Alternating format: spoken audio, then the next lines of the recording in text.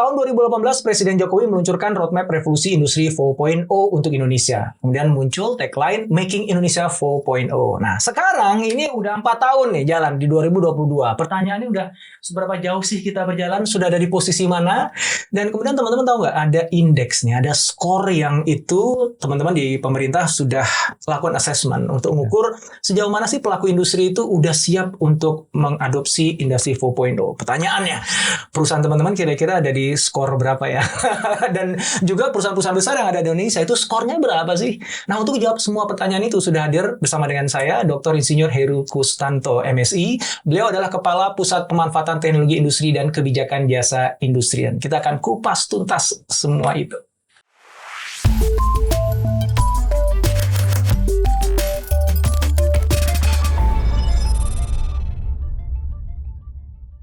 Pak Heru, terima kasih untuk waktunya ada di sini.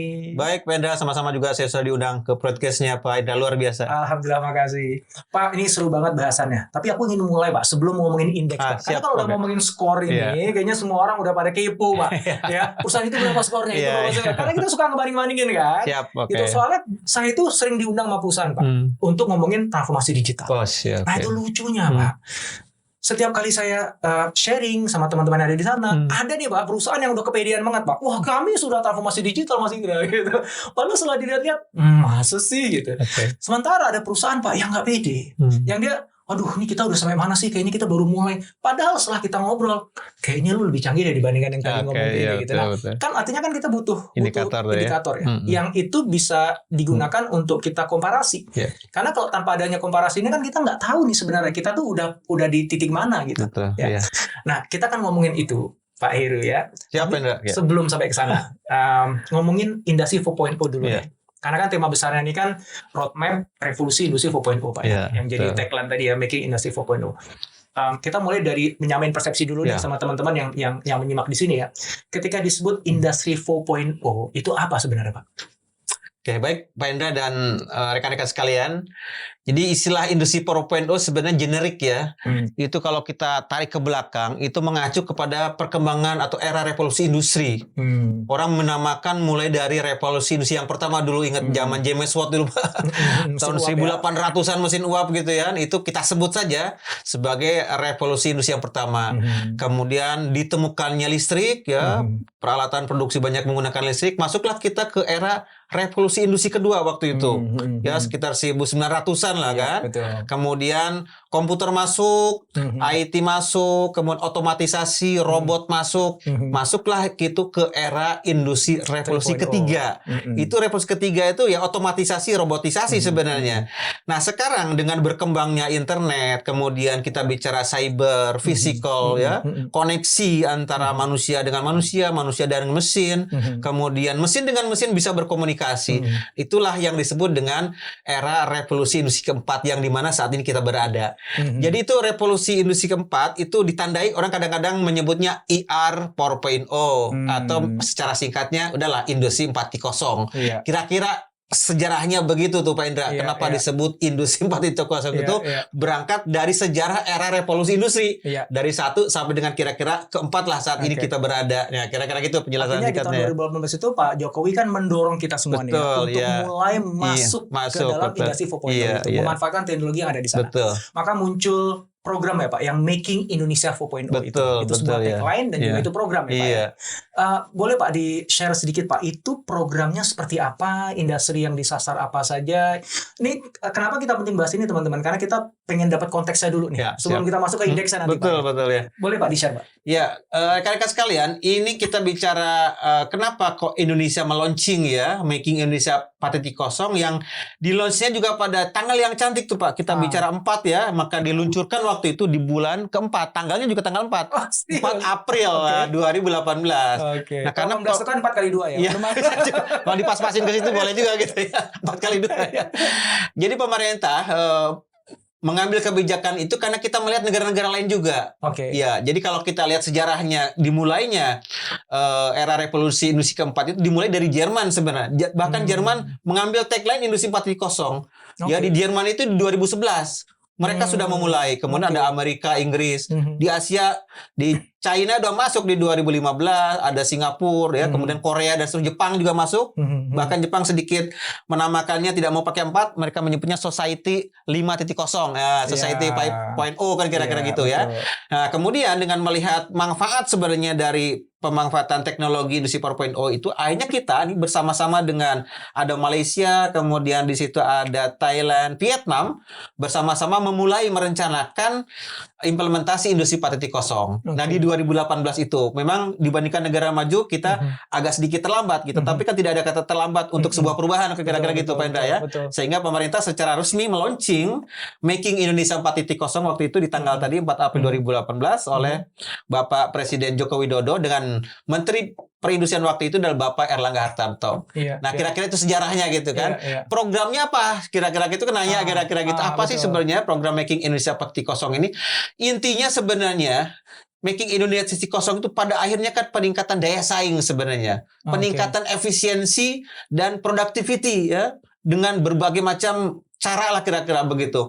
Nah, di dalam Making Indonesia 4.0 kita sudah menetapkan sebenarnya ada 10 agenda prioritas besar gitu ya. Itu yang melibatkan harusnya keterlibatan berbagai kementerian dan lembaga. Termasuk di dalamnya misalnya kita bicara bahan baku, bagaimana alur material dari produk itu kita atur. Itu kan juga sebagai input supply chain bahan baku. Kemudian kita bicara berkaitan dengan lokasi, zona industri atau kawasan industri, di mana lokasi industri itu berada. Harus kita sesuaikan dengan tata ruang, mendapatkan tempat yang efisien begitu ya. Kemudian yang ketiga kita bicara evaluasi standar-standar internasional, sustainability, standar sustainability. Karena kita harus compete dan harus rely on standar internasional ya.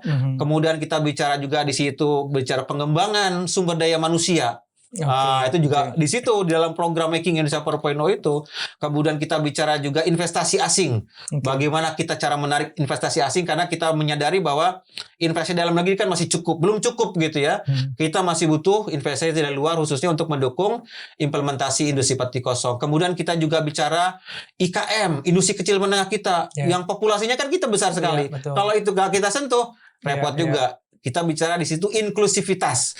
Bagaimana teknologi ini juga merangkum semua pemangku kepentingan, merangkum semua pelaku ekonomi ya. Kita bicara lagi di situ di dalam Making Indonesia 4.0 itu bicara baru ke teknologi, inovasi. Inovasi kan teknologi ya. Hanya satu bagian dari 10 agenda prioritas ya. Jadi kita jangan terjebak bahwa Making Indonesia 4.0 hanya teknologi. Tidak, teknologi hanya bagian dari 10 agenda prioritas. Kemudian juga kita bicara berkaitan dengan bagaimana regulasi. Nah, ini juga penting ya sebagai sebuah program tentu harus didasari pada suatu program regulasi yang secara formal legal ada di dalam sistem ketatanegaraan kita. Kira-kira itu Pak Indra program besarnya gitu kan ya dari Making Indonesia 4.0 itu ada 10 agenda besar. Salah satunya berkaitan dengan pengembangan ekosistem inovasi yang ada teknologinya di situ.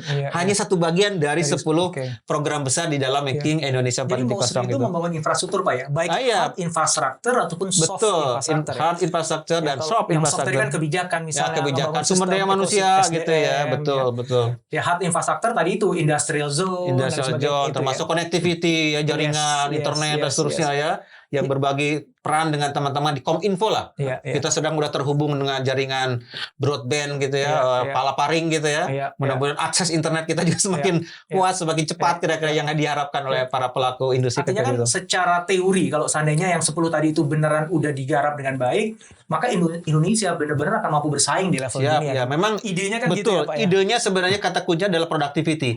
Dengan productivity ini kita punya misi, punya visi ya di dalam Making Indonesia 4.0 ini kita ingin menjadi 10 negara dengan ekonomi terbesar di dunia tahun 2030. Kita udah punya modal nih Pak Indra.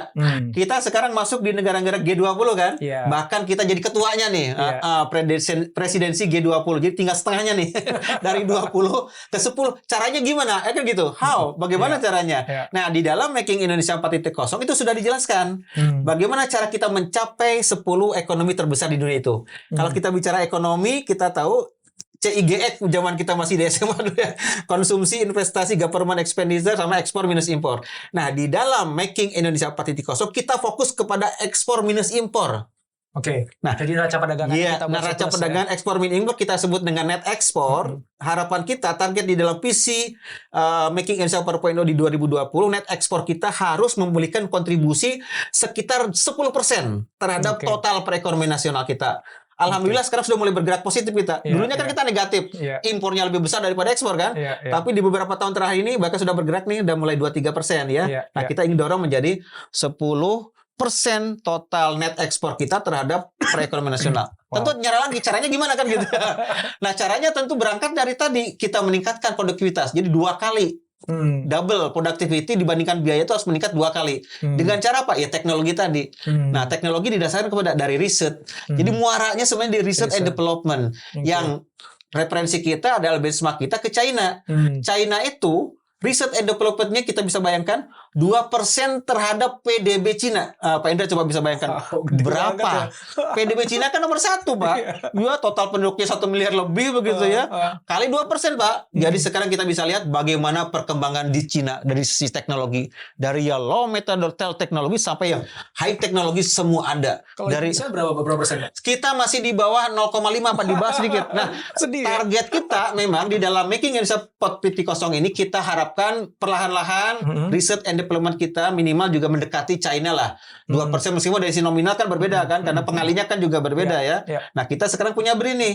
Badan Riset dan Inovasi Nasional, mudah-mudahan itulah yang akan digawain oleh BRIN, bagaimana mengawal riset dan development sehingga kita bisa memiliki teknologi yang dihasilkan oleh anak bangsa kita. Nah, sekarang kan beberapa teknologi besar-besar kan kita masih sangat tergantung pada prinsipal dari luar negeri. Nah, kira-kira gitu, Pak. Jadi ini misi kita untuk juga mandiri di bidang teknologi. Kira-kira demikian, Pak Indra tuh. Itu teman-teman semuanya itu ya. Ini saya sarankan ini di-download aja. Kemudian bagian dari penjelasan Pak Heru tadi ditonton ulang-ulang. Terus kan tuh dagingnya ada di situ semua ya. Saya aja dengerin sampai hampir nganga tadi, Pak. Pak Heru, kalau tadi kan Pak Heru kan ceritanya banyak dari aspek peran pemerintah, infrastruktur yang ada. Betul, gitu. ya. Namun pada akhirnya kan yang beneran melakukan penelitian nggak hanya pemerintah, swasta kan juga. Pak, Betul, ya? Jadi iya, kalau betul. tadi disebut 2% di China itu kan government dan juga swasta kan, Pak. Betul, ya? betul, Pak. Indonesia kan diharapkan juga begitu kan, Pak. Ya? Betul. Demikian juga pelaku ekonominya, Pak, yang bisa kemudian membuat neraca perdagangannya menjadi surplus, Betul. produktivitasnya naik itu kan si pelaku industrinya. Betul. Nah, ini nyambung dengan yang indeks tadi, Pak, Iya. yang saya justru ingin angkat dalam obrolan kita pada sore hari ini, Pak. Saya tahu ada namanya INDI. INDI itu INDI 4.0 ya, itu indeks apa Pak singkatannya, Pak? Indonesia Industri 4.0 Readiness Index. Indonesia Industri 4.0 Readiness Index. Kok bisa jadi INDI singkatannya? Nah, harusnya supaya, INDRI, Pak, singkatannya. Iya, kita cari yang kayaknya yang cantik, kelihatannya lebih cantik INDI daripada INDI gitu, Pak. Lebih gampang kali disebutnya ya. Begitu, Iya, betul, iya. Pak. Mungkin kan kalau orang bule nyebut INDRI itu Iya, susah, Pak. susah, Ya. Jadi ada dengan R-nya, INDI. ya. Jadi kita agak lupa. Iya. INDI 4.0 supaya mudah. Jadi intinya INDI itu apa sih, Pak, sebenarnya, Pak, dan korelasinya apa dengan Making Indonesia 4.0? Oke, baik. Nah, di dalam tadi 10 agenda prioritas nasional di dalam Making Indonesia 4.0 ada salah satu bagian berkaitan dengan pengembangan ekosistem inovasi gitu kan. Iya, betul. Artinya teknologi di situ ada gitu ya. Nah, oleh karena itu di dalam rangka kita mengukur tingkat kesiapan industri kita atau perusahaan industri, apapun lah perusahaan sebenarnya ya, untuk mengukur tingkat kesiapan perusahaan di dalam mereka bertransformasi menuju industri 4.0. Ini kita harus punya ukuran. Harus punya indeks kira-kira seperti itu. Karena indeks itu kan tentu terdiri dari berbagai kriteria, berbagai indikator. Kita menyebutnya di dalam INDI 4.0 itu adalah pilar. Jadi suatu indeks yang bisa kita gunakan untuk mengukur tingkat kesiapan perusahaan di dalam bertransformasi menuju industri 4.0. Siap atau tidak siap? Siapnya berapa siap, kira-kira begitulah. Itulah ukuran yang kita gunakan dan kita sebutkan dia sebagai INDI 4.0 itu kan kira-kira gitu. Itu level kesiapan itu berapa level tuh, Pak? Ya, ini juga kita supaya juga menyambung dengan angka 4. Nah, ini ada sejarahnya juga. Tadi ke tanggal 4 ya. bulan 4 gitu kan. Levelnya 4. Levelnya juga 4. Jadi ada kita sebut nanti levelingnya itu ada level 0 juga sampai level 4. Level 4 itu level yang sudah menerapkan industri 4.0. Kalau level 0 kan belum. Termasuk angkanya. Kan ada skor kayak kita IPK zaman kita mahasiswa gitu, Banda ya. Sama ya 4 ya 0 sampai 4 juga. Kita desain sedemikian rupa semuanya serba 4 kira-kira gitu. Oke, kalau 0 sama sekali belum menerapkan. 4 udah menerapkan secara paripurna. Iya. Gitu. Nah 4 itu kan ada skornya nanti. Skor 4 itu berarti dia di antara nilai 3,51 sampai dengan 4 itu 4,0. berada di level 4 kira-kira gitu. Nah kalau bedanya tuh Pak, kan ada 0, 1, 2, 3, 4 ya. Iya, Kalau betul. 0 sama sekali belum, 1 apa, 2 apa, 3 apa Ya, Pak? jadi kita sebutnya kalau untuk belum menerapkan, kalau level 1 itu kesiapan sedang, kesiapan matang, dan sudah menerapkan, kira-kira gitu istilahnya tuh. Jadi kesiapan sedang, kesiapan matang, dan sudah menerapkan. Itu kan 2, 3, 4 berarti Iya, Pak? jadi 0 kan Satunya- belum menerapkan, satu kesiapan sedang, kalau saya dapat bagian sedang, kemudian yang kedua kesiapan matang, yang keempat yang sudah menerapkan, yang ketiga kesiapan matang, kesiapan sedang, kesiapan rendah. Nah, kira-kira itu belum menerapkan, kira-kira gitu indikatornya. Verifikasi aja lah ya. Iya, Gitu ya, Pak. pokoknya 0 sampai 4 lah kira-kira. Oke. Nanti saya mau nanya tentang perusahaan-perusahaan yang kira-kira skornya 4, 1, 2, 3 Oh, itu siapa iya, aja siap, gitu ya. iya, oke. Kan soalnya udah ada kan Pak ya? Ada, Dan sudah itu kita lakukan dari penilaian tahun itu. berapa Pak dimulai? Pak? Di dalam aturannya semua kan harus ada aspek legal ya. Jadi INDI 4.0 itu kita tetapkan dalam bentuk peraturan Menteri Perindustrian nomor 21 tahun 2020 tentang pengukuran tingkat kesiapan industri dalam bertransformasi menuju industri 4.0. Jadi ditetapkan sejak tahun 2020, tetapi kan penyusunannya kan jauh-jauh hari setelah kita launching tadi 2018, kita kan menyusun suatu indeks gitu ya yang bisa kita gunakan untuk mengukur tingkat kesiapan industri di dalam bertransformasi menuju industri 4.0. Di 2019 sudah jadi tapi belum ditetapkan, tapi sudah diuji coba untuk mengukur perusahaan-perusahaan mana nih kita waktu itu kan kita pilih champion-championnya yang kira-kira sudah siap nih mana sebagai case sebagai contoh di dalam pengukuran industri atau INDI 4.0 itu Pak Indra. Ini yang bisa mengikuti atau di-assess itu apakah BUMN aja atau swasta juga, dan gimana Pak? Mereka mengajukan diri atau didatengin oleh teman-teman dari Kemenperin untuk di-assess Pak? Jadi secara metodologi kita mengenal di dalam pengukuran INDI 4.0 itu kita punya platform ya untuk perusahaan-perusahaan industri. Kita menggunakan platform di Sinas namanya www.siinas.kemenperin.go.id. Jadi platformnya pengukuran INDI itu ada di situ. Jadi setiap perusahaan industri memang diharuskan memiliki akun Sinas dia. Nah, dia bisa login di situ, ada passwordnya nanti dikirimkan oleh admin gitu ya. Berbagai fasilitas di situ Pak, termasuk persetujuan, rekomendasi impor, bimbingan segala macam.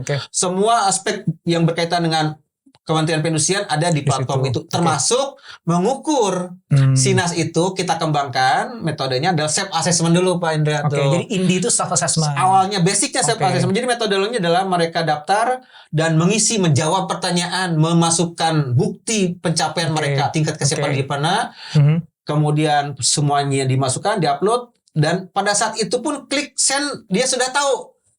Berdasarkan persepsinya dia, persepsi perusahaan itu sudah ketahuan tuh skor berapa? Skornya berapa. Nah kan belum valid itu nilai itu. Karena harus divalidasi, gitu. verifikasi dokumen. Siap gitu. Olah, setelah itu Pak Indra masuklah konsep verifikasi oleh tim yang sudah kami tunjuk. Ada kita verifikasi, kita diskusi, sampaikan dokumennya mana. Oh ini ada cocok nih. Seperti tadi Bapak, ada yang overestimate. Wah saya sudah merasa siap gitu ya. Ternyata setelah dicek levelnya belum siap kan gitu. Atau sebaliknya. Kepedean. Kurang pede dia. Waduh saya kayaknya banyak gitu ya. Nilainya kecil setelah kita verifikasi. Levelnya lebih naik sebenarnya. Hal-hal itulah terjadi pada saat dilakukan verifikasi. Jadi pertama verifikasi terhadap dokumen yang sudah disampaikan. Kemudian yang kedua verifikasi lapangan. Nah kalau verifikasi lapangan tentu yang berkaitan dengan hard tadi ya. Teknologi yang kita lihat nih seperti apa implementasinya. Penyimpanan datanya, connectivity-nya kan gitu. Kan kita lihat langsung tim kami ini melihat kan.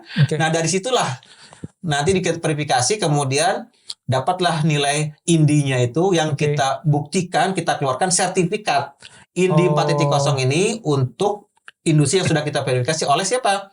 Oleh Dirjen, Direktorat Jenderal terkait industrinya. Contoh misalnya industri minuman nih, oleh Dirjen Industri Agro. Kalau elektronika ya Direktorat Jenderal Industri Ilmate, industri logam, mesin, alat transportasi elektrik. Jadi sesuai dengan bidangnya. Kementerian Pak ya, itu sertifikasi dari diberikan oleh kementerian. Ya, jadi sebenarnya yang bukan tujuan akhir skor INDI itu sebenarnya. Itu hanya tahapan awal untuk identifikasi sebenarnya kan. Jadi baseline kita. Jadi jangan merasa nilai ID-nya saya 2, sekian, aduh saya malu. Iya. Tidak itu, bukan Iya. itu tujuannya. Iya, Justru itulah sebagai dasar baseline kita untuk mengukur sebenarnya gap analisis kita, di mana posisi kita, Iya. bagaimana Supaya dia kita bisa improve. Yes, betul Iya. Pak. Bertransformasi kita tahun berapa? Ada roadmap-nya, kita bantu buat roadmap-nya. Oh gitu. Tahun ada Pak, kita siapkan juga. Ada program-program pendampingan kita berikan. Oh. Jadi kita berikan program-program pendamping bagi mereka yang oke, saya berminat nih untuk transformasi. Gitu Pak. Itulah sebagai salah satu bagian dari fasilitas yang kita berikan. Kita memberikan nice. fasilitas yang sebutnya non fiskal, pendampingan tadi. Jadi bukan cuma ngukur, Nggak tapi juga ada, mendampingi sampai naik. Kita berikan hasilnya. konsultannya di situ Pak. Kita dampingi. Oke. Tentu investasi dan sebagainya kita serahkan kepada Iya, perusahaan iya, ya. iya, Tapi iya. minimal konsultannya kita Iya, siapkan dan konsultan sudah mengikuti pedoman yang sudah kita berikan. Bagaimana cara-cara mendampingi, wow. mengidentifikasi, mendiagnosis seperti itu kan, menyusun roadmap, menghitung, jangan lupa benefit and cost, ya kan? Solusi teknologinya seperti apa? Kan harus dihitung ya Pak Andra ya. Iya, iya. Investasinya berapa balik modalnya. Iya, Itu iya. ujung-ujungnya kan Iya, menguntungkan tidak nih industri ini, teknologi ini kan. Sampai juga bagaimana karena kita bicara tadi networking, connectivity, tentu bicara cyber security. Iya, iya, Ya kan iya. pasti itu. Ya sekarang Iya. kan sistem udah terbuka nih, jangan Iya. sampai kita dihack orang, sistem kita bisa berhenti produksi di pabrik gitu Iya, kalau iya. sistemnya dijebolkan kan. Kemudian bicara lagi mengenai organisasi, mungkin sudah ada perubahan tadi, aspek paperwork sudah berganti menjadi digitalisasi. Tentu alur kerja juga berubah, mekanisme kerja juga berubah, bahkan juga bisa saja merubah struktur organisasi Oke. dari perusahaan itu dengan Wow. adanya transformasi digital Iya, tadi. iya. Nah, itu yang terjadi Pak Indra. Nah, kalau ada perusahaan di sini yang kebetulan nyimak nih pengen assess Iya, tadi iya. dan juga dapat pendampingan itu bayar atau kalau bayar berapa, kalau enggak gimana prosesnya Pak? Ya, sebenarnya kita berikan fasilitas pendampingan tadi. Yang penting perusahaan yang mempunyai akun Sinas tadi, mereka melakukan self assessment. Mudah-mudahan karena di situ sudah ada petunjuknya. Ya, anggap saja kita anggap mereka paham ya. Yang penting mengisi dulu berdasarkan persepsi mereka atas dasar informasi yang kita berikan di panduan itu. Nah, mereka mengisi, kemudian pada saat disubmit dengan berbagai dokumennya keluar. Nah, setelah keluar baru menyampaikan permintaan kepada Direktorat Jenderal terkait tadi. Makanan ke Direktorat Jenderal Industri Agro Oke, gitu kan. oke. Kalau otomotif Untuk mengajukan untuk pendampingan. ya, untuk pendamping diverifikasi dulu. Oke. Karena berarti kan mereka assessment dulu, keluar angkanya, itu belum ada sertifikasi kan? Belum. Dia mengajukan ke Dijen terkait Yes. supaya dilakukan diverifikasi. verifikasi. Nah, verifikasi itu kan nanti detail tadi Iya. muncullah Iya. permasalahan, pain point-nya apa, Iya, permasalahannya apa, iya, itulah iya. baru muncul. Setelah Iya. sertifikat muncul tadi diberikan pendampingnya jalan. Nah, Oke. kira-kira begitu tuh, Iya. Pak. Nah, itu ada biayanya nggak Pak? Sebenarnya bagi industri nggak ada, Pak. Karena udah kita cover. Oh, jadi itu pakai anggaran pemerintah? Iya, anggaran mereka hanya atas dasar untuk investasinya. Ya, mereka silakan Iya, masing-masing. investasi kan Jelas untuk perusahaan Masing-masing sendiri ya. kan? Tapi konsultannya proses pendampingannya Gratis? Gratis, Pak. Iya. Wah, itu yang boleh ikut apa? Ada perusahaan besar saja kah? Perusahaan kecil boleh? Menengah boleh? Siapa? Sebenarnya nggak ada kriteria karena memang terus terang informasi yang kami dapatkan kan terbuka sebenarnya ini ya.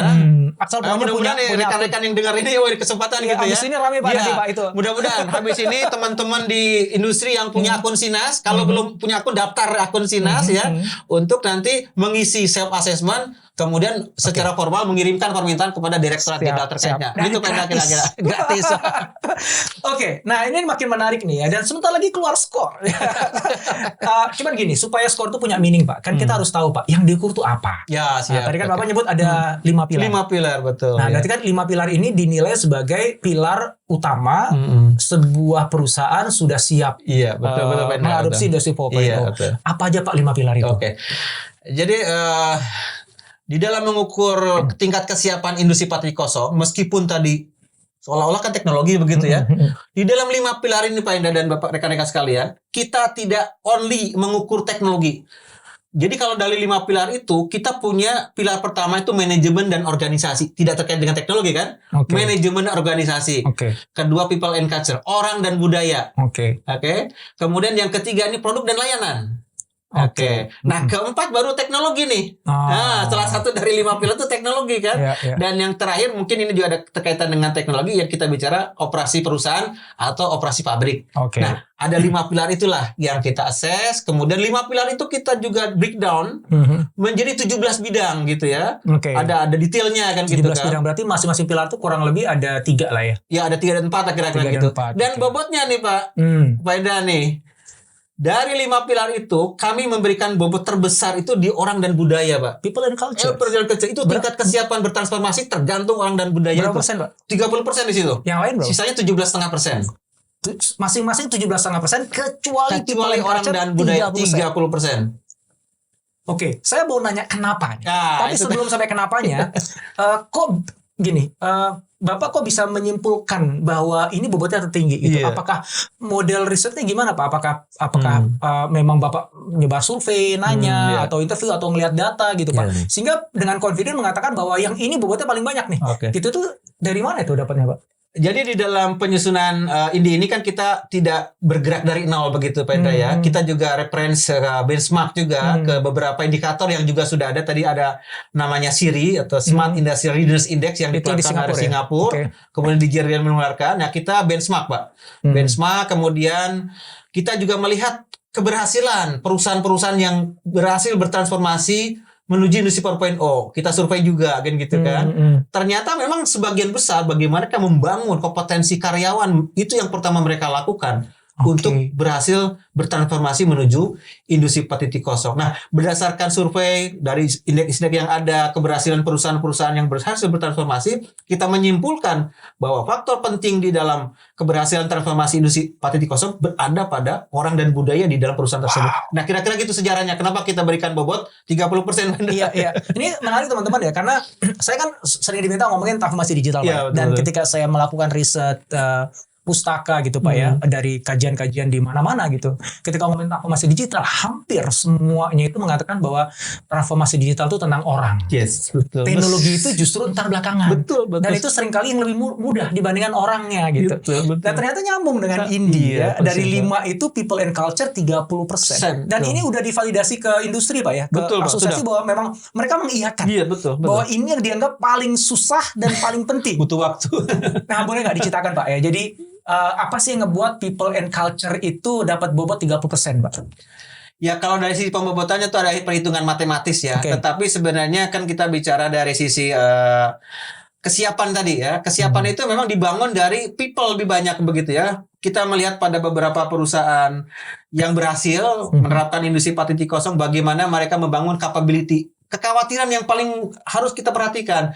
Kalau orang bertransformasi, perusahaan bertransformasi tentu ada kekhawatiran ya. Aduh, kalau saya ini bertransformasi apalagi ada otomatisasi segala macam. Nanti saya kehilangan pekerjaan. Yes, nah itu. Pertanyaan-pertanyaan itu yang menjadi hambatan utama sebenarnya di dalam perusahaan bertransformasi. Jadi mereka enggan mengadopsi teknologi itu ya. Bahkan mungkin ada resistensi. Nah, itu yang penting bagaimana merangkul ya semua pegawai, staf, buruh dan seterusnya untuk bersama-sama bertransformasi, Pak. Itu kuncinya sebenarnya. Jadi kekhawatiran resistensi itu juga cukup, apalagi kalau kita bicara perbedaan usia. Ada yang anak-anak milenial mungkin cepat ya menerima perubahan, tapi yang usia-usia 40 50 ke atas, nah itu tantangan terbesar sebenarnya di dalam transformasi sebuah perusahaan di dalam menuju industri 4.0 itu, Pak Indra. Ada nggak, Pak, case dari karena kan ini udah dilakukan sejak 2019 uji cobanya, 2020 itu udah resmi, Pak ya. Berarti kan udah ada data 2020-2021 nih.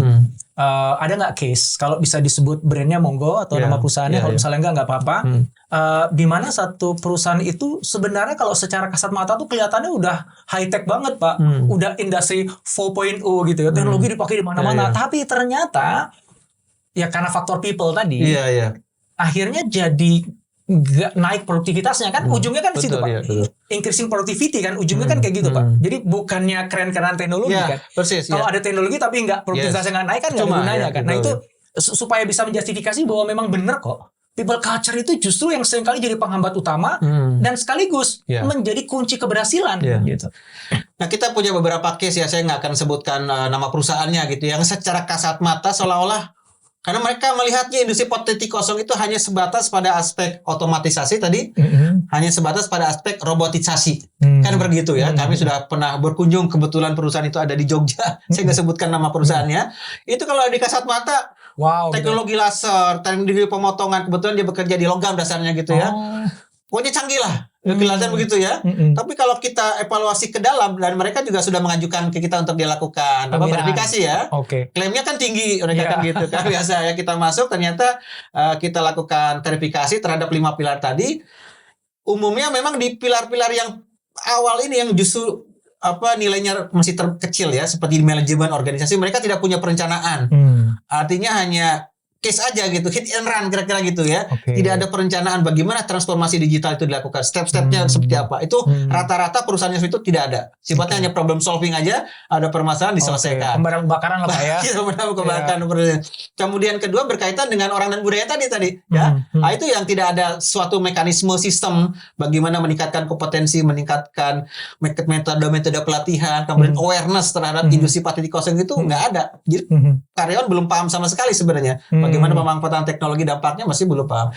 Jadi kalau kita lihat dari luar memang kelihatannya seolah-olah hebat itu ya. Tapi kalau kita lakukan verifikasi lebih dalam ternyata mereka berada kalau levelnya berarti di antara kesiapan sedang lah, belum kesiapan matang ya, di antara 2, sekian lah nilainya dari skala ada 4 itu. Gitu Pak Hendra tuh. Kalau secara produktivitas dengan adanya teknologi tadi itu naik nggak produktivitasnya sebenarnya? Nah, kita untuk mengukur produktivitas ini memang bisa kita lakukan ukuran itu pada perusahaan-perusahaan industri yang sudah kita tetapkan sebagai lighthouse industri.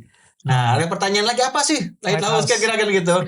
Jadi perusahaan lighthouse ini karena ini sifatnya kan menjadi model ya, perusahaan ini jadi contoh bagi perusahaan yang lain, bagi mereka bertransformasi, bagaimana sejarah perjalanannya, bagaimana mereka memulai bertransformasi, hambatannya apa kira-kira gitu kan, banyak tantangan termasuk bagaimana pengembangan SDM-nya, termasuk bagaimana implementasinya dilaksanakan dan bagaimana kita ukur.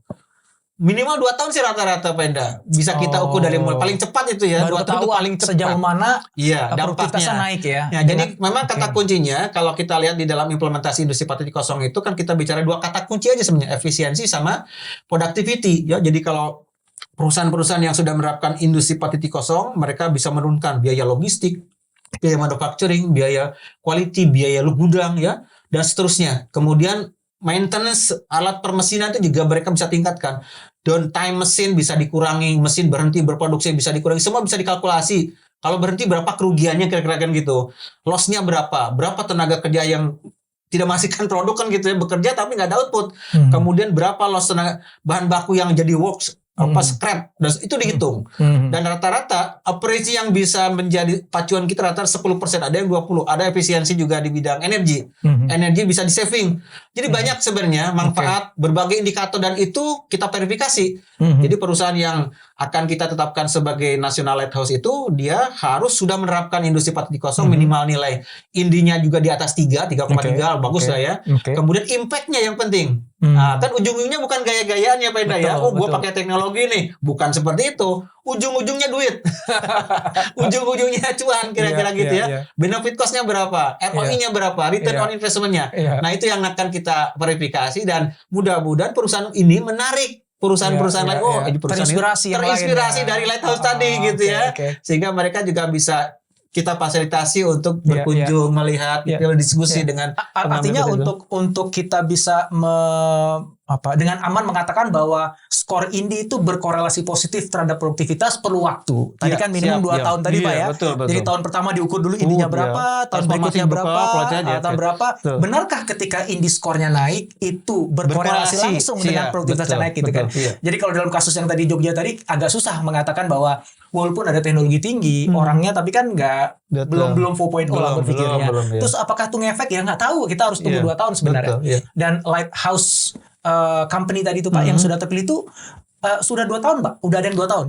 Artinya pemerintah udah punya contoh kasus bahwa ini perusahaan yang benar-benar menerapkan menggunakan assessment Indi dan Indinya naik dan itu berkorelasi langsung dengan produktivitas. Betul. Ya. Itu sudah ada Pak. Ini ada baiknya juga sebenarnya begini. Pada saat kita launching di 2018, sebenarnya beberapa perusahaan itu sudah bertransformasi. Kan bukan mereka dimulai 18 ya.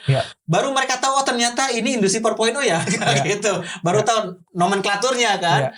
Kan namanya juga mereka sudah beberapa tahun sebelumnya dari 2014 mereka juga mulai bertransformasi Pak. Nah, secara formal kan kita launching di 2018. Nah, perusahaan-perusahaan yang terutama yang mendapatkan penghargaan Indi ya di 2019 itu adalah perusahaan-perusahaan yang memang sudah bertransformasi sebelumnya seperti Pupuk Altim, Indolacto, kemudian perusahaan-perusahaan yang lain lah, termasuk grup-grup Hartono untuk elektronika gitu ya. Nah, beberapa setelah dia mendapatkan penghargaan tahun depannya kita ukur. Nah, sehingga kita mendapatkan lighthouse itu yang pertama ada lighthouse yang ditetapkan oleh World Economic Forum. Jadi level global tuh kita sudah mendapatkan 2 kebetulan berada di Indonesia tuh. Satu bergerak di bidang pertambangan, Petrosi di Kalimantan. Kedua bergerak di industri komponen elektronik yaitu Schneider Electric Manufacturing Batam di Batam ini. Nah, kita akhirnya waktu pertama kali launching di 2019 itu kita tetapkan karena kita bergerak di sektor industri, Schneider Manufacturing Batam atau Schneider kita tetapkan sebagai lighthouse pertama kita. Nah, dalam perkembangannya mulai muncul lagi nih lain-lain tuh. Ada Inolacto, ada Pupuk Kaltim, ada Kebono, ada Infineon. Sekarang kita total sudah punya 6. Dan tahun ini 2022 minggu ini sedang kami lakukan verifikasi lagi untuk menambah lagi jumlah lighthouse kita. Alhamdulillah kelihatannya insya Allah akan bertambah sekitar 10 lighthouse kita. Jadi total kita mungkin punya sekitar 16 sampai 17 lighthouse. Untuk supaya bisa masuk kategori lighthouse itu prasyaratnya apa, Pak? Nah, prasyarat utama seperti tadi minimal dia sudah menerapkan industri 4.0 dengan skor INDI di atas 3 tuh.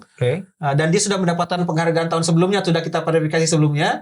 Dia bertransformasi setahun, paling nggak minimal setahun. Jadi untuk masuk lighthouse itu harus udah beberapa tahun ke assessment INDI. Paling nggak setahun sebelumnya lah.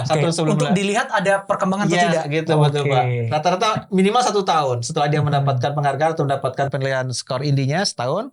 Kita lakukan verifikasi dan mereka menyampaikan presentasi. Kebetulan hari ini dan beberapa hari ke depan masih ada beberapa yang melakukan presentasi dan kita validasi juga, Pak. Terutama untuk melihat kalau implementasinya kan sudah dinilai sebelumnya ya. Di skor ini kan sudah kita verifikasi. Ya, verifikasi lapangan lebih fokus kepada bagaimana kita meyakinkan bahwa klaim. Kan mereka mengklaim ya, oh saya sudah efisien nih, efisiensi energi saya bisa turun 10% kan kita verifikasi tuh. Bagaimana cara menghitungnya, bagaimana metodenya, kan kira-kira begitu. Nah itu ya tim kami yang bergerak ke lapangan untuk memverifikasi bagaimana betul bahwa dampak yang ditimbulkan dari implementasi industri 4.0 itu betul seperti yang mereka klaim. Kira-kira gitu Pak Indra tuh. Wow. Mudah-mudahan perusahaan teman-teman semuanya masuk jadi lighthouse. Iya, kita ingin lah. Semakin banyak berarti semakin berhasil kita mendorong semua industri bertransformasi. Harapan kita kan begitu ya. Sekarang ini totalnya udah ada berapa perusahaan Pak yang ikut dalam assessment INDI? Udah terverifikasi, udah keluar skornya Pak? Udah dapat sertifikat gitu. Jadi kita bicara dari sisi apa? Ada 2 ya. Pertama yang melakukan self assessment gitu ya. Yang melakukan self assessment sekitar hampir angka 1000-an lah. Nah, kita masih sedikit tuh 1000 itu Pak. Dan kita ingin semua juga melakukan assessment, self assessment ya. Apapun kelas usahanya ya. Apapun minimal untuk industri dulu yang memiliki akun di Sinas tadi. Kan itu kan perusahaan dengan KBLI industri ya. Nah, kemudian yang dilakukan pendampingan dari 1000 itu minta difasilitasi di pendampingan itu sekitar 110-an lah. Diverifikasi gitu kan. Nah, dari 110 itu sampai dengan 2021 kemarin sudah ada 45 tuh yang mendapatkan penghargaan. Mendapat penghargaan 45 industri kan yang dilanjutkan lagi kita tetapkan menjadi lighthouse ya, mudah-mudahan dengan tahun ini nih. Jadi 16 tadi. Ya, 16 lah bisa. Kemudian yang mendapatkan penghargaan tahun ini mudah-mudahan lebih banyak ya. Supaya menunjukkan memang transformasi berjalan. Gitu jumlah yang mendapatkan skor INDI semakin banyak di atas 3. Kira-kira gitu Pak Indra tuh. Dari yang 100 lebih tadi itu Pak ya, yang sudah terverifikasi dan sudah didampingi Pak ya. Kira-kira di antara 5 pilar itu yang paling lemah di mana Pak? Kalau dari sisi nilai memang aspek-aspek yang berkaitan dengan teknologi yang paling kecil. Tapi kan mudah saya bilang tadi ya, sepanjang duitnya ada, sepanjangnya investasi ada kan bisa didorong. Itu skor yang kita lihat, kita analisis itu ya. Tetapi ternyata skor-skor yang berkaitan menurut kita mudah lah, masa sih manajemen orang budaya ternyata kecil juga. Rata-rata masih 2, sekian gitu loh. Ya kan? Jadi memang sebarannya seperti itu untuk aspek-aspek teknologi seperti teknologi dan operasi perusahaan relatif nilainya lebih kecil, lebih rendah ya dibandingkan dengan 3 pilar yang lain, manajemen organisasi, orang budaya. Jadi dan justru malah yang operation dengan teknologi ya yang kecil, rendah ya, karena memang level teknologi mereka kan baru mau akan bertransformasi. Mereka masih mencari gitu Pak. Kira-kira kalau saya transformasi, kira-kira teknologi apa yang saya pakai? Ya kan baru tahapan itu mereka. Sehingga atau mungkin itu tergantung jenis usahanya, jenis industrinya, ataupun juga kelas usahanya kali Pak ya. Sebenarnya perusahaan-perusahaan yang udah besar, misalnya industri perbankan gitu misalnya Pak. Ya itu kan udah pasti yang operation sama teknologi udah bagus dong, kan gitu Pak ya. Betul. Tapi beda dengan industri yang lain yang relatifnya mungkin lebih kecil, industrinya juga bukan industri yang high tech gitu. Betul, ya. Itu mungkin malah justru Ada juga, teknologinya yang bermasalah itu. Itu kayak pola gitu kelihatan Pak. Jadi Pak Indra dan rekan-rekan di dalam Indi ini, akhirnya kan diperluas Indi ini. Memang kita rancang Indi 4.0 ini kan untuk sektor industri. Tapi kemudian ada MOU antara Menteri BUMN Pak Erick Thohir, Bapak Erick Thohir dengan Menteri Perindustrian Bapak Agus Gumiwang Kertasasmita untuk perusahaan-perusahaan BUMN pun dilakukan penilaian tingkat kesiapan mereka di dalam bertransformasi menuju industri 4.0. Pakai Indi. Padahal Indi awalnya kan untuk sektor industri. Sementara di kementerian atau di perusahaan BUMN kan tersebar. Ada perbankan, ada jasa, ada perusahaan karya, perusahaan bergerak di bidang energi ya. Beda lah pokoknya sektor industrinya macam-macam. Kita sebenarnya itu menjadi case bagi kami. Seberapa fleksibel sebenarnya Indi ini? Apakah dia cukup fleksibel digunakan di sektor lain? Kira-kira gitu, termasuk sektor perbankan tadi. Nah, kami akhirnya berdiskusi dan ternyata membuktikan bahwa indikator-indikator Indi ini sifatnya generik. Tidak hanya digunakan di aspek-aspek yang berkaitan dengan sektor manufaktur. Tetapi yang sebelumnya itu yang Bapak sebut tadi itu manufaktur, awalnya manufaktur kan gitu kan. Tetapi kita sudah memasukkan beberapa sama indikatornya sama, cuma evidence-nya yang kita bedakan gitu kan. Evidence yang kita bedakan, bukti-bukti pencapaian mereka itu akan berbeda antara industri perbankan gitu ya, sektor perbankan dengan sektor manufaktur tentu beda. Apalagi sektor perbankan dengan sektor karya. Ada wasita karya, ada berbagai macam karya kan banyak ya. Mining gitu. Ini beda juga kan gitu ya. Akhirnya memang pada saat kita membandingkan tadi Pak Indra di awal menyebutkan bagaimana membandingkan. Memperbandingkan sebuah perusahaan yang siap bertransformasi harus dibandingkan dengan klaster yang sama. Kalau kami kan di sektor manufaktur, ya relatif sama manufaktur ya. Tapi untuk case BUMN, maka tidak bisa membandingkan untuk klaster perbankan, perusahaan bank dengan membandingkan dengan sektor karya, nggak bisa. Jadi kami sarankan untuk BUMN, perbandingannya ada di klaster yang sama, kan gitu, supaya head to head, apple to apple tadi. Jangan mungkin sama-sama skor Indi, tapi jangan dibandingkan perbankan dengan, kira-kira gitulah perbankan dengan prakarya dan seterusnya kira-kira gitu ya. Mulai transisi Pak dari yang tadinya hanya fokus industri manufacturing aja, kemudian era beralih ke multisektoral tadi itu mulai tahun berapa? Jadi diawali dengan MOU Kementerian BUMN itu tahun 2021 April 2021 mulainya tuh. Nah, kami harapkan juga kalau kementerian lain atau perusahaan-perusahaan yang lain, karena mereka belum punya indikator itu ya, belum punya indeks itu, kalau misalnya ingin mengukur tingkat kesiapan perusahaan di luar sektor industri tadi, kami sudah cukup pengalaman di perusahaan-perusahaan yang non-manufaktur, di case yang BUMN, silakan bisa juga berhubungan dengan kami nanti untuk coba deh diukur deh perusahaannya berapa sih tingkat kesiapannya. Perusahaan rumah sakit bisa aja Pak ya. Pendidikan nggak jadi masalah sebenarnya. Itu sangat fleksibel, sangat bisa generik. Bisa. Jadi tapi harus punya akun dulu. Ya, nanti kita punya platform khusus. Kalau tadi di Sinas kita punya Sindi4.go.id. Ada buat platform yang kita bedakan. Satu untuk manufaktur, satu untuk selain manufaktur, kira-kira gitu Pak. Itu udah ada platformnya? Sudah ada. Sudah bisa dipakai sekarang? Sudah bisa Pak, sudah bisa. Langsung teman-teman semuanya. Yang untuk BUMN tadi Pak, assessment sudah dilakukan Pak? Kan itu kan baru di 2021 kan 2021. Berarti sudah mulai BUMN yang ada sekarang udah di-assess? Assessment udah kita lakukan. Kemarin pada saat tanggal 21 kemarin, pada saat Indonesia 4.0 Conference and Expo itu, kami secara resmi memberikan sertifikat skor Indi tadi kepada 28 perusahaan BUMN itu di bulan kemarin Agustus itu ya. Nah, itu baru 28. Mungkin dalam waktu yang tidak terlama tahun ini kami harapkan semua perusahaan BUMN sudah diukur baseline-nya, posisi awal tingkat kesiapan mereka di tahun 2022 ini Pak Indra. Wow. Rata-rata skor Bapak, kalau kita ngomongin manufacturing dulu ya, kita nggak ngomongin sektor yang lain Pak. Sektor manufacturing, industri manufacturing. Rata-rata skornya berapa? Jadi kalau kita bicara rata-rata skor, kalau kita punya level 4, 3, 2, rata-rata kan berada di 2 nih Pak. Oh, berarti masih di bawah middle. 1,5 sampai 2,5 kan kira-kira. Ya, tingkat kesiapan sedang lah ini ya. Nah, ini approach waktu kita melakukan pengukuran awal, tapi sekarang udah mulai bergeser jumlahnya, sudah mulai banyak yang bergeser ke level 3. Nah, level 3 itu nilainya kenapa Pak? Itu maksudnya sudah dari transformasi sudah berjalan. Ke tahun berikutnya ketika dises lagi udah mulai naik. Sudah mulai itu bergerak dia. Jadi level 3 itu 2,5 sampai dengan 3,5 ya. Nah, level di situ posisinya tuh.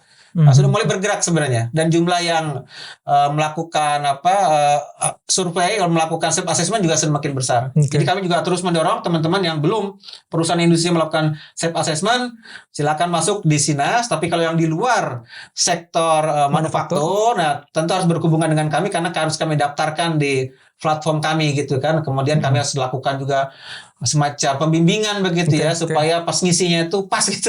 Maksudnya pertanyaan itu ini loh, buktinya nanti ini, kira-kira gitu Pak. Ada linknya nggak Pak nanti? Kalau boleh nanti saya minta saya taruh di deskripsi ya teman-teman. Nanti kita siapkan linknya. Teman-teman serbu semuanya aja ya. Rugi dikasih gratis loh. Udah di assess, udah dibimbing gitu. Kalau bayar konsultan kayak saya mahal tuh Pak. Mahal. Untungnya jam-jaman ya.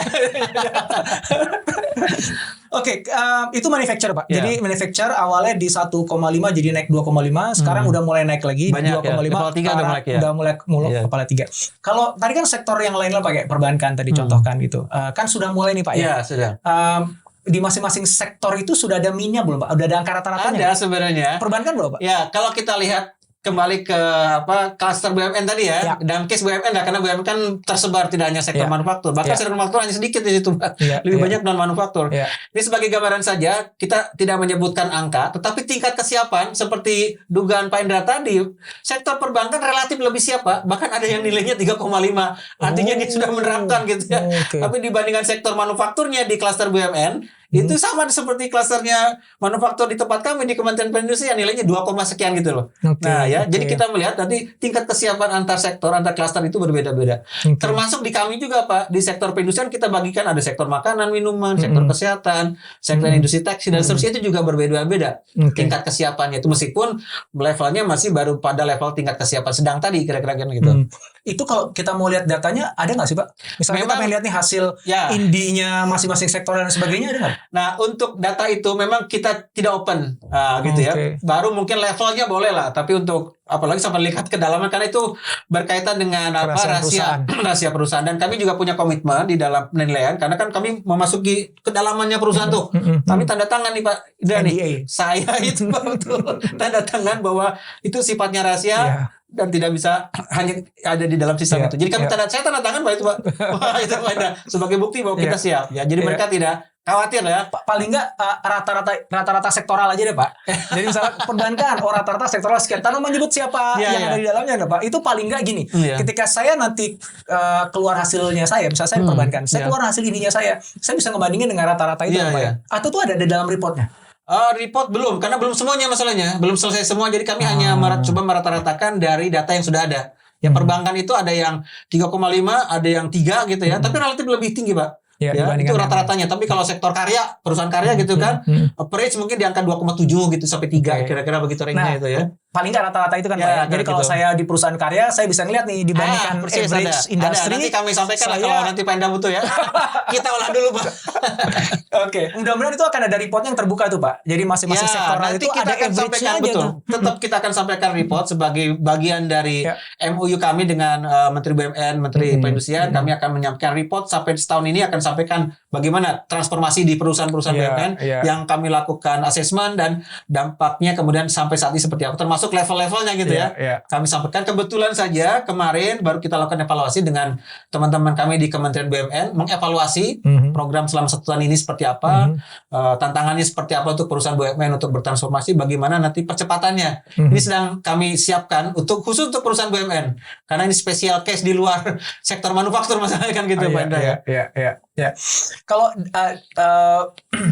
daftar dari perusahaan yang non BUMN itu juga tetap nggak boleh nggak ada ini Pak ya. Jadi misalnya perusahaan ini kan kayak misalnya gini, kita ngomongin Fortune 100 companies itu kan ada daftarnya. Ya kan?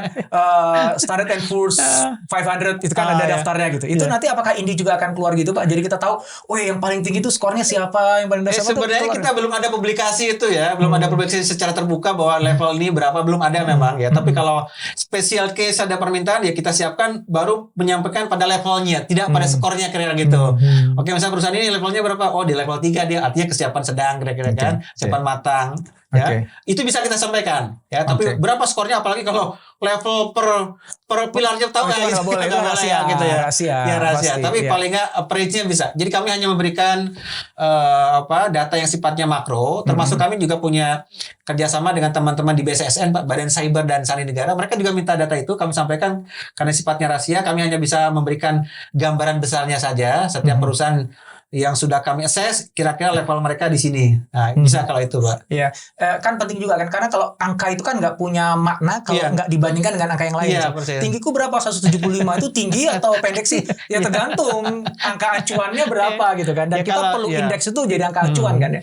Minimum ada average per sektoral tadi. Sektor ada deh sebagai pembanding tadi. Minimal meskipun sama-sama sektor manufaktur, tapi average perbandingannya di klaster yang sama. Misalnya Yes. sektor industri makanan, Iya. bandingkan dengan makanan juga. Iya. Ada nanti Iya. sebagai. Iya. Karena ini kan baru tahapan awal dan belum banyak tadi yang saya sampaikan, baru Iya, kan iya, 108 iya. ya. Iya. Kemudian terus berjalan ini, beberapa kita dorong jadi lighthouse industry gitu ya. Nanti kita akan coba open supaya menjadi motivasi juga kan gitu ya. Ada kompetisi juga sedikit gitu ya. Itu seru itu. Itu Bagi seru. perusahaan ya. Iya, Untuk semakin semangat begitu di dalam bertransformasi. Ini supaya tambah semangat teman-teman nih. Kira-kira yang dapat top scorer Pak ya, tanpa menyebutkan urutan Iya, Pak ya. Itu perusahaannya apa aja Pak?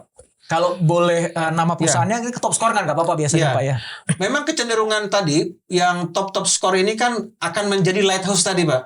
Oh, yang 16 itu tuh yang pasti ini top score lah ya. Contoh yang 2000 sebelumnya 2021 ke sini ya kan ada PT Indolacto gitu ya, perusahaan yang bergerak di bidang minuman berbasis susu kan. Kemudian ada Pupuk Kaltim ya.